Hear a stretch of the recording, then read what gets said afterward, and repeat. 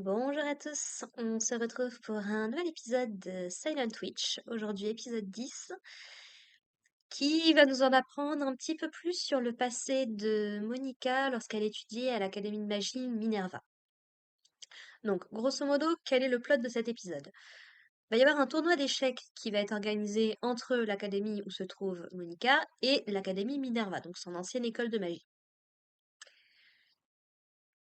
Du coup, il semblerait que Monica a réussi à se hisser comme étant la meilleure joueuse du club d'échecs. Bravo à elle, pour le coup. Et en fait, du coup, les représentants du club d'échecs se demandent si ça vaudrait pas le coup qu'elle joue en dernier, comme c'est la meilleure, et de laisser jouer les plus faibles, entre guillemets, en premier. Donc Monica, bien évidemment que ça l'enchante pas du tout de pas de se faire remarquer particulièrement par tout le monde. Du coup, Elliot la rassure en lui disant que bon, bah, c'est probablement trop tard pour changer l'ordre des joueurs, ce qui du coup convient très bien à Monica. Et donc Elliot va rester le capitaine entre guillemets de leur équipe d'échecs. On est introduit à un nouveau personnage dont j'ai pas vraiment retenu le nom, euh, qui essaye un petit peu de décrire le jeu des différentes personnes avec qui il travaille, euh, en s'inspirant de la musique, parce que ça a l'air d'être un truc qui lui tient beaucoup à cœur. Donc là où il compare Elliot à une armée qui est très ordonnée, on entend le son du clairon et le bruit des bottes, ce genre de choses. Monica serait plus une espèce de symphonie orchestrale. Et voilà, c'est une virtuose et il la couvre de compliments. On découvre également que Neil et Félix jouent également aux échecs, puisqu'ils ont participé au tournoi de l'année précédente. Et autant le jeu de Félix, a priori, ressemble à celui de Monica, ce qui lui donne très envie de jouer contre Félix un de ces jours, et franchement, let's go, allons-y, y a pas de problème. Autant Neil, qui est tout gentil, tout doux, tout machin, sa personnalité change complètement quand il joue aux échecs, et je trouve toujours ce genre de comparaison toujours très très drôle. T'as vraiment ce personnage, tu sais, que tu... Un peu comme Monica aussi, au passage, parce que Monica, qui est toute timide, qui manque de confiance en elle et tout, dès qu'elle utilise des sorts, alors là, je sais plus si j'ai déjà mentionné dans mes reviews, mais vraiment, quand elle utilise ses sorts, elle prend un air sérieux qui lui donne beaucoup plus une prestance de sage, je trouve, comparé à ce qu'elle est d'habitude, en fait, quoi. Donc voilà. Sauf que du coup, bah, effectivement, le problème, c'est que Monica connaît quelqu'un de l'Académie Minerva, puisque c'est un de ses anciens amis, un gars qui s'appelle Bernie, puisque donc on a effectivement confirmation que Monica se faisait effectivement harceler quand elle était à l'école là-bas, notamment des gens qui ont essayé de lui faire bouffer une araignée. Il faut être complètement tordu pour faire ce genre de choses. Au secours. Et du coup, en fait, il l'a sauvée en faisant fuir ses harceleurs. Et du coup, l'a un petit peu pris sous son aile, bon gré mal gré. Et voilà, donc Monica se reposait beaucoup sur lui, parce que apparemment elle était très douée pour tout ce qui était magie, pour tout ce qui était maths, mais le reste des matières, bon, c'était pas son truc. Notamment, elle vient lui demander de lui expliquer un devoir d'histoire, par exemple. Donc voilà, ils avaient une relation plutôt cool et tout. On découvre également que c'est le cadet d'une famille. Je crois pas qu'on ait déjà réellement entendu parler de la famille en question, donc voilà. Et en fait, il a ce côté très ambitieux de je veux faire mieux que mon frère aîné, ce genre de choses. Et donc, il espère pouvoir devenir sage un jour. Sauf que malheureusement, on sait comment l'histoire a terminé. Et depuis le début de la série, on voit la silhouette d'un personnage qui dit à Monica qu'elle le méprise en réalité. On n'a jamais trop su qui c'était. Bah là, c'est bon, on a notre réponse dans l'épisode. C'était donc Bernie. Parce qu'en fait, du coup, donc le professeur pour lequel Monica travaillait quand elle était à l'académie de Minerva lui a dit, bah écoute, tu devrais tenter la qualification pour les sages, ce qu'elle a fait.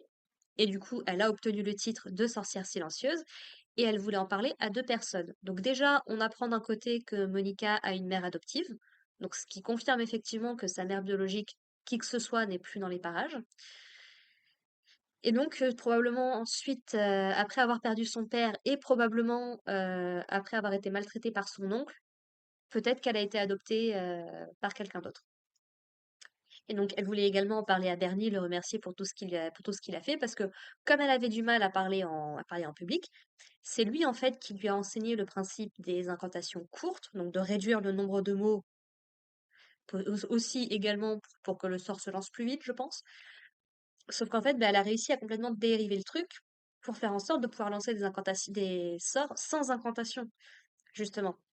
Et on va dire que la fierté, euh, l'ego de Bernie a été particulièrement euh, touché par par tout ça, parce qu'il se met à recadrer Monica, mais avec, comment je pourrais dire ça, avec une jalousie, mais qui est palpable. Il lui dit oui, ça devait te paraître bien ridicule, toi qui peux lancer des trucs, des sorts sans incantation, tu me méprises, machin, machin. Enfin, il coupe littéralement les points avec elle et il lui dit des paroles vraiment pour lui faire mal. Et du coup, donc, elle finit en pleurs et lui dit, ah, c'est ça, une sage pathétique. Et il se casse. En fait, elle l'a jamais revu depuis.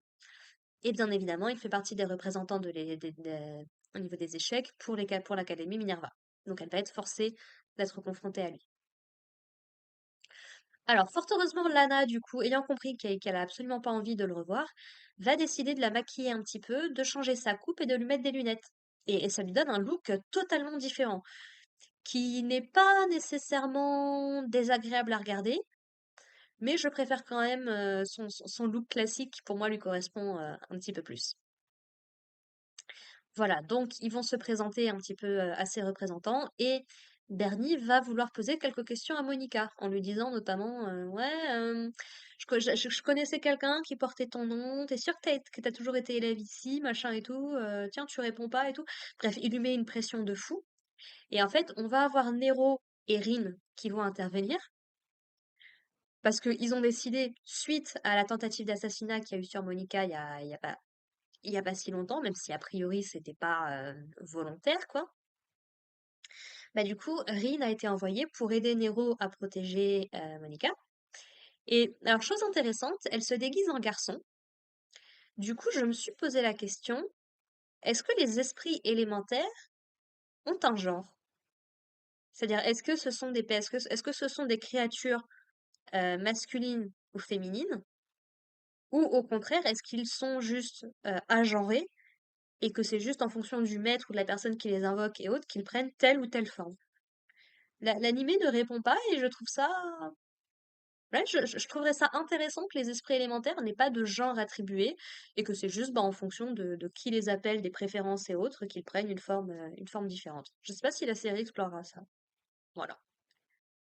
Et du coup, bah, ces deux-là donc interviennent pour empêcher que Bernie ne fasse plus de mal à Monica, notamment en prétendant que c'est leurs copines qui sont dans un triangle amoureux, machin et tout, parce qu'ils ont trop lu de bouquins romantiques. Et du coup, donc, Bernie va paître dans un autre pré, on va dire ça comme ça. Et Monica, elle est au bout de sa vie, elle est en mode, s'il vous plaît, retransformez-vous en chat et en oiseau, là, c'est plus possible. Et du coup, l'épisode se termine là-dessus. Donc voilà, pas grand-chose de plus à dire sur cet épisode-là, donc qui aborde effectivement une facette des traumas de Monica qu'on avait déjà perçue, qui continue à dresser un parallèle entre elle et Félix, donc je suis très très très contente. Et puis bah let's go regarder l'épisode 11 pour savoir comment va se dérouler ce tournoi des échecs. Écoutez, qu'est-ce que vous voulez que je vous dise de plus? Donc voilà, nous on se retrouve la semaine prochaine du coup pour parler de la suite. N'hésitez pas à me dire ce que vous en avez pensé vous dans les commentaires, si les échecs c'est quelque chose qui vous intéresse.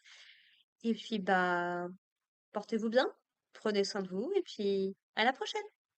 Allez, bye les gens.